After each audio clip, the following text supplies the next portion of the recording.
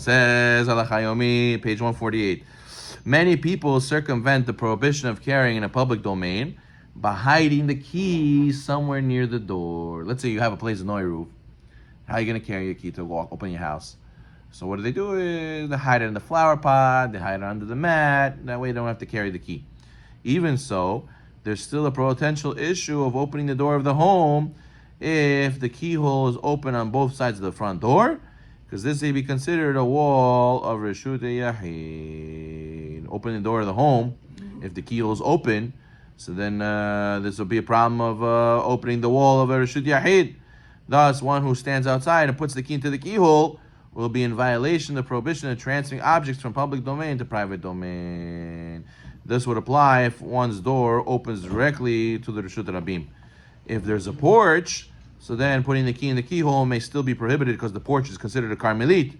So even if you leave your key, you're still transferring the key from outside to inside. Maybe your house is outside of your house is directly Reshut Rabim. Maybe the outside of your house is only a Carmelit, but you're still transferring the key from outside to inside your house. How are you going to avoid that? Only in a case where the porch is considered Reshut Yahid, then can you use the key to open the door. You hear this? So even if you don't carry the key, you're still transferring the key from outside to inside. So what do? You have to make your porch at least a Reshut Yahid as well. That way it's all one Reshut Yahid, you're allowed to carry.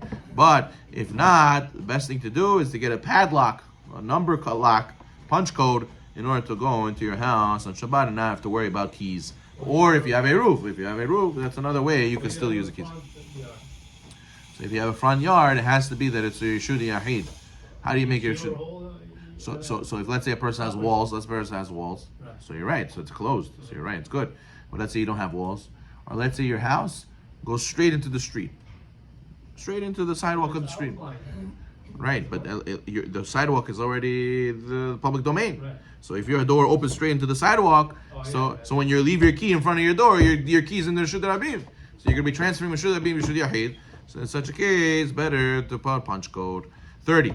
Even in a place where there's a roof, because there are many factors to consider, and with any roof, one must rely on numerous leniencies, it's praiseworthy to refrain from carrying unless it's absolutely necessary. So there's some people who tell you, I don't carry. I'm machmir not to carry. But there's a roof, still I don't carry. You should know, there is what to be mahmir. There is some opinions they're fulfilling. But therefore, a person should only use a roof if it's absolutely necessary. 31. One who's normally stringent not to carry in a place within a roof may be lenient in extenuating circumstances and temporary basis, and you don't have to do atarat darim before doing so. 32. In extenuating circumstances, one may be lenient to rely on a roof that uses throughout the petach that has slightly sagging strings. Usually you're supposed to have very direct and tight taut strings, but sometimes the Eruvim, they'll use telephone or electric wires as part of their roof because it's already a string there. That wire is like the string, but sometimes those electric wires sag. They sag and they're not taut. So in extenuating circumstances, you can rely on that Eruv as well. 33. If two people carry an object that only requires one person to carry, they violated a prohibition, the Rabbanan. 34. One who does hotzah in a backhanded manner, like you're carrying it with your elbows, is only liable midrabanan. You're not allowed to walk in Reshut Rabim with gum or food in your mouth. That's also considered carrying. 36. Carrying for Reshut Yahid to another Reshut Yahid is only as through a Reshut Rabim is only rabbinically prohibited, as long as you don't stop walking in between from one Reshut Yahid going through the Reshut Rabim to another Reshut Yahid. 37. One throws an object less than 4 amot in Reshut Rabim and it passes through a Reshut Yahid without stopping, he violates public prohibition in Havara if it travels 4 amot in the Reshut Rabim. Okay, good. Let's say you're stuck in Reshut Rabim with something. You're in Reshut Rabim, you can't carry. Now what do? I have an item that I can't leave behind. What should I do? 38 is forbidden on Shabbat to pick up an item, walk 4 amot in Reshut Rabim and put it down. It's a sewer, that's good. That's biblical carrying. So what are you going to do? Carrying an item less than 4 amot. What if I stop every 4 amot and then rest and then I continue and I stop and I continue and I stop? What about that? Carrying an item less than 4 amot and stopping while one is still in the Reshut Rabim is rabbinically prohibited. But I guess in a case, let's say Makom said, it's going to be a big loss. It's going to be thousands of dollars if I leave this thing behind. So then maybe there would be room for leniency, but otherwise you have to leave the thing behind and that's it. You can't carry it even if you stop. Okay. But then if you have something very valuable, you found, you see it. Now, are you allowed to bury it? You're allowed to Maybe you could cover it. Cover it. Cover it, hide it. You can't say that it's a mafsid. No. 41. One who's right. One who's walking in Reshut Rabim on Shabbat, and he discovers he has something in his pocket. What does he do? All of a sudden, you're walking in a place, no eruv. I have something in my pocket. What do I do now? I can't carry. Keeping something in your pocket without taking it out is still considered carrying.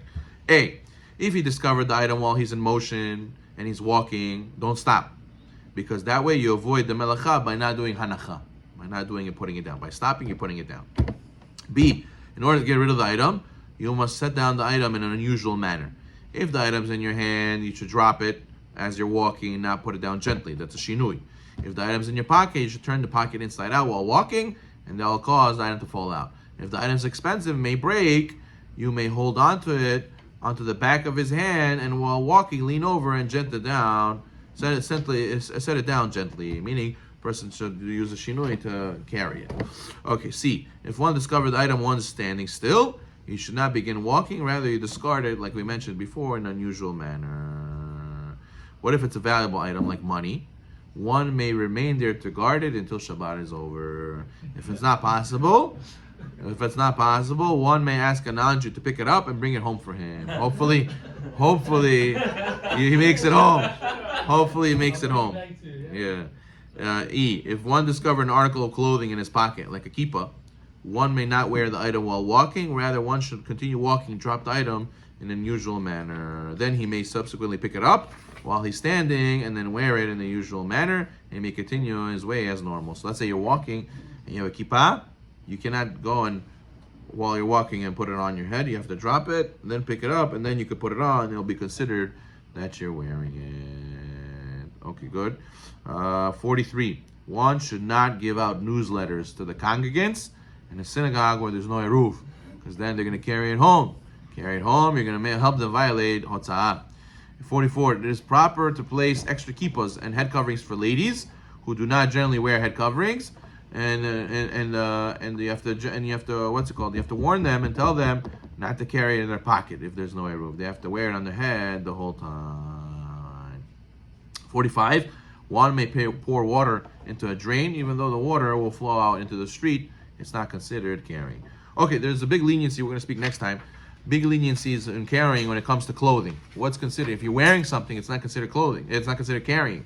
The question is, what's considered clothing? What's not?